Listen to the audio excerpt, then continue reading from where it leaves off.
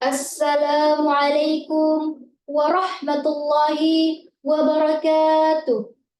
Alhamdulillahilladzi ja'ala al-qalama lil kitabah wal kitaba lil qiraah wal qiraah lil ma'rifat wal ma'rifat lil ibadah wal ibadah lillahi ta'ala.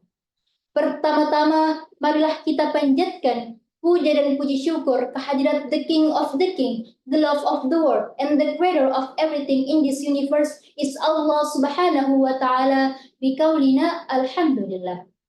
Salawat beriringkan salam selalu terlimpah curahkan kepada sang proklamator kemerdekaan yang terkenal dengan sistem dakwah, mengajak bukan mengejek, merangkul bukan memukul, mengkafahkan Islam bukan mengkafirkan yang sudah Islam, yakni baginda Nabiullah Muhammad sallallahu alaihi wasallam.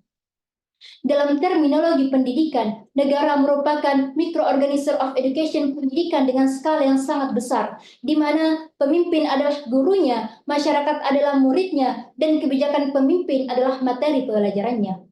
Walhasil, seluruh perilaku pemimpin itu digugu dan ditiru oleh masyarakatnya yang dikenal dengan peribahasa guru kencing berdiri, murid kencing berlari, yang artinya guru itu digugu dan ditiru. Michael Hart, seorang komunis berkebangsaan Amerika, dalam bukunya The 100 Ranking Most Influencing Person in History menempatkan Rasulullah SAW pada urutan pertama sebagai tokoh yang sangat berpengaruh di dunia, baik dari segi akhlak maupun gaya kepemimpinannya. Oleh karena itu, pada kesempatan ini, saya akan membawakan ceramah yang berjudul Kepemimpinan dalam Perspektif Al-Quran. Hadirin wal hadirat yang dirahmati Allah Subhanahu wa Ta'ala. Realitas dalam hidup berbangsa dan bernegara, manusia sepanjang sejarah berusaha untuk mencari bentuk pemerintahan yang bisa menjamin masyarakatnya mendapatkan kesejahteraan dan keadilan.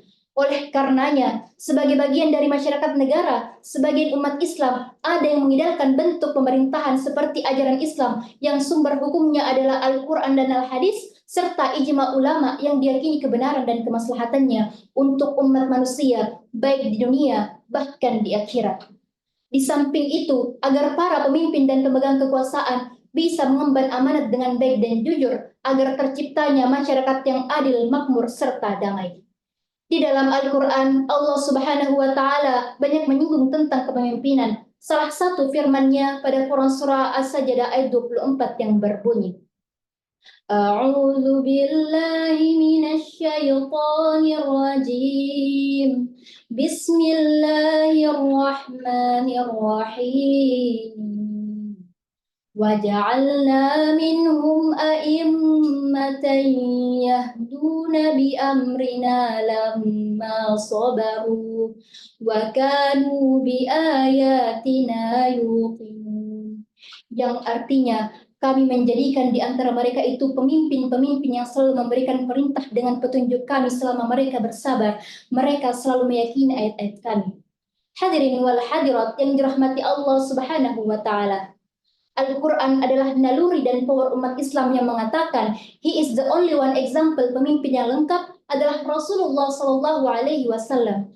Kebesaran sifat Rasul yang selalu mengutamakan kepentingan rakyat dan mengutamakan akhlakul karimah yang akhirnya mampu mengubah masyarakat biadab menjadi beradab, yang tadinya berseteru menjadi bersatu, yang dulunya menyembah berhala hingga kini menyembah Allah Subhanahu wa Ta'ala. Di dalam Al-Quran, Allah Subhanahu wa Ta'ala berfirman pada Quran surah Al-Ahzab ayat 21 yang berbunyi, Bismillahirrahmanirrahim. Laqad kana lakum fi Rasulillahi uswatun hasanah liman kana yarjullaha wal yawmal akhir wa dzakarallaha katsira. Yang artinya, sesungguhnya telah ada pada diri Rasulullah itu suri tauladan yang baik bagimu dan bagi orang yang mengharapkan rahmat Allah dan kedatangan hari kiamat, dan dia banyak menyebut Allah. Ayat tersebut menegaskan bahwa pada dalam diri Rasulullah terdapat suatu hasanah bagi kita. Rasul merupakan figur yang luhur, contoh yang tinggi, dan harus kita ikuti dengan sepenuh hati. Menurut Al-Mawardi, seorang pemimpin harus memiliki 7 syarat. Yang pertama, ia harus mampu berlaku adil sesuai dengan ketentuan-ketentuan yang universal. Yang kedua, harus memiliki ilmu pengetahuan untuk menyelesaikan berbagai macam persoalan dan mengatasi dan mengambil keputusan yang tepat. Yang ketiga, memiliki panca indera yang sehat. Yang keempat, memiliki kesehatan jasmani agar ia mampu bergerak dan merespon sesuatu dengan cepat. Yang kelima, seorang pemimpin harus memiliki kelihayan dalam berpolitik. Tujuannya agar ia mampu mengatur kemaslahatan bersama. Yang keenam, pemimpin harus memiliki ketangguhan dan keberanian agar ia mampu memelihara bangsanya dan mengusir musuh. Dan yang ketujuh adalah nasab, bahwa seorang pemimpin berasal dari silsilah suku Quraisy berdasarkan nas dan ijma. Yang dimaksudkan adalah pemimpin yang mengatur urusan umat Islam. Al-Asas fi At-Tafsir memberikan satu gambaran bahwa kepemimpinan yang diridhoi oleh Allah Subhanahu wa taala adalah kepemimpinan dalam format khilafah. Namun dalam kenyataannya, untuk mendirikan khilafah tidaklah mudah. Perlu perjuangan keras untuk melawan hegemoni barat dan pemikiran-pemikirannya dalam berbagai segmentasi kehidupan sosial dan politik. Hal ini sangat disadari oleh Said Hawa, di mana ia hidup di negara bekas jajahan Prancis. Dalam Al-Asas fi Tafsir, ia mengungkapkan, Inna nasa fi amri iqamati faridatil khilafatil muqsirun, wa hum bidzalika athimun, wa la syakka anna al-amra fi asrina mu'akkidun, walakin alaina an nusira fi tariqil muaddi, iqamatil khilafati, faman sara fi tariqi rufi'al ismu an nafsi, yang artinya, sesungguhnya manusia memiliki keterbatasan dalam kaitannya mendirikan kewajiban khilafah. Karena itu semua mereka berdosa. Tidak diragukan lagi, saat ini mendirikan khilafah sangatlah sulit. Maka dari itu kita wajib menapaki jalan yang bisa mengantarkan kita untuk mendirikan khilafah. Barang siapa yang telah menapaki jalan ini, maka dosa yang ada pada dalam dirinya telah dihapuskan. Hadirin wal hadirat yang dirahmati Allah Subhanahu wa taala. Sebagai kesimpulan, bahwa kepemimpinan dalam perspektif Al-Quran adalah kepemimpinan seperti Rasulullah SAW dan pemimpin-pemimpin yang selalu mengajak umatnya ke jalan yang benar dan mematuhi kebijakan-kebijakan sesuai dengan amal ma'ruf nahi munkar, walaupun bentuk pemerintahannya tidak mesti berupa khilafah Islamiyah.